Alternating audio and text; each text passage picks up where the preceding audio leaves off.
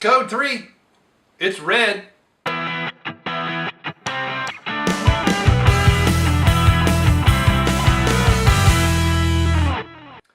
Hey, it's Brainmuffin back with the beer review, and here we have from Old Firehouse Brewery in Williamsburg, Ohio.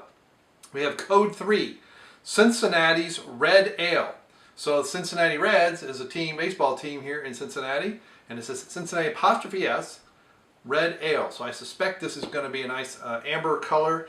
They're not usually red as you would think of, like red this color, unless they're dyed, but usually they have some redness to them.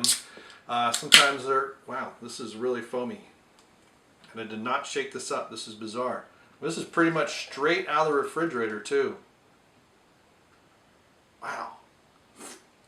It is a foamy beer. Ooh. That was not a good sign. This may be foamy for a bad reason. So there you go. The coloring is kind of a reddish. I'll hold it up to the light a little bit more.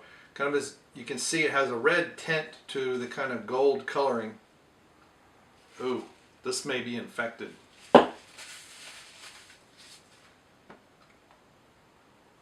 Yep, it's infected. This is probably in the processing of the canning process. There's probably something in their lines. Wow.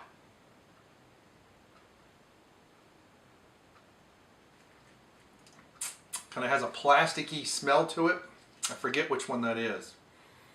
I've thrown out beer that tasted better than this.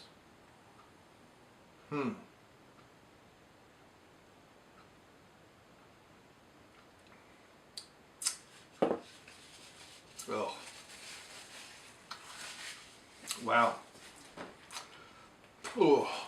This is sad because not only is you know, this has gotten an infection in it. This is why it basically exploded when I opened it.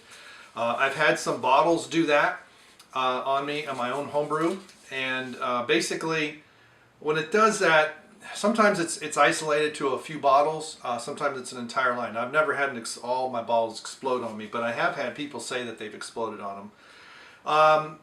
There's two ways in general, especially with homebrew, that tends to happen. One is if there's too much agitation and too much oxygen gets introduced into the beer when I'm bottling it.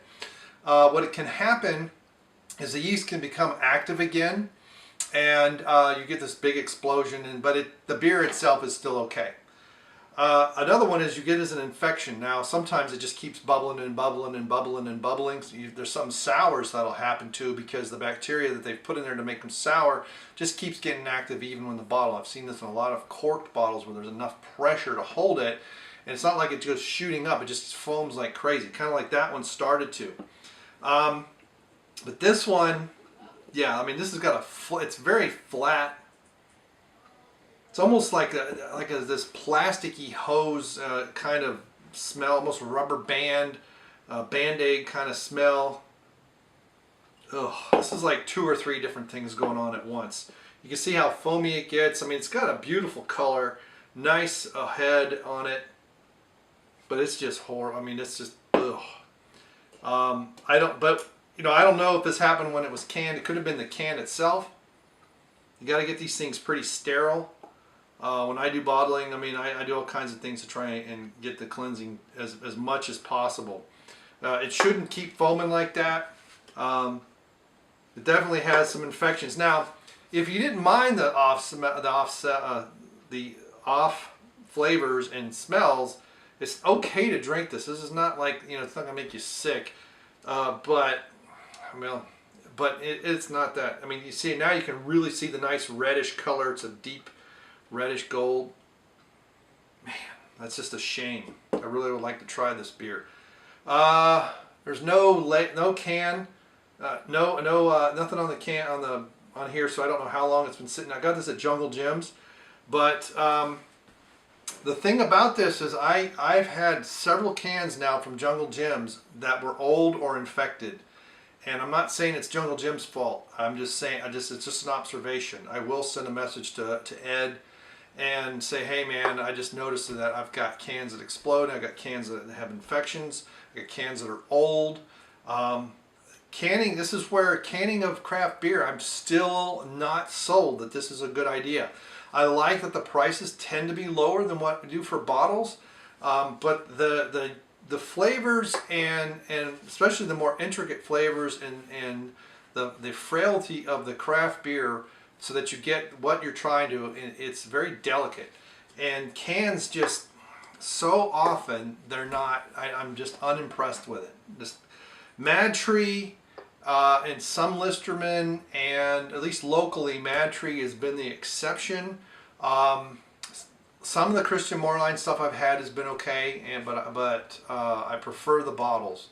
But Mad Tree, you know, I took a clinic there on how to detect bad beer, and this is like, we poured 3 of them together, and this is exactly what we got. The smells and all this other stuff, the extra foam and all these aromas.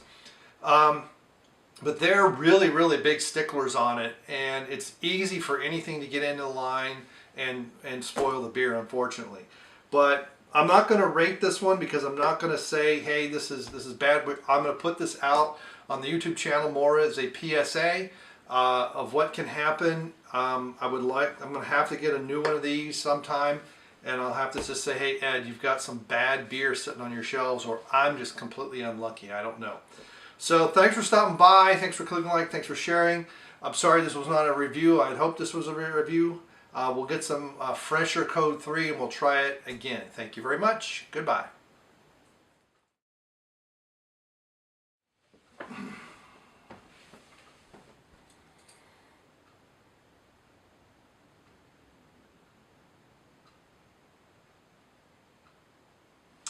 Old Firehouse. 0.2%. 18 IBU. 18 IBUs. There's an IBU right there. You still there, Tubby? Good grief. How long is it going to be there, boy?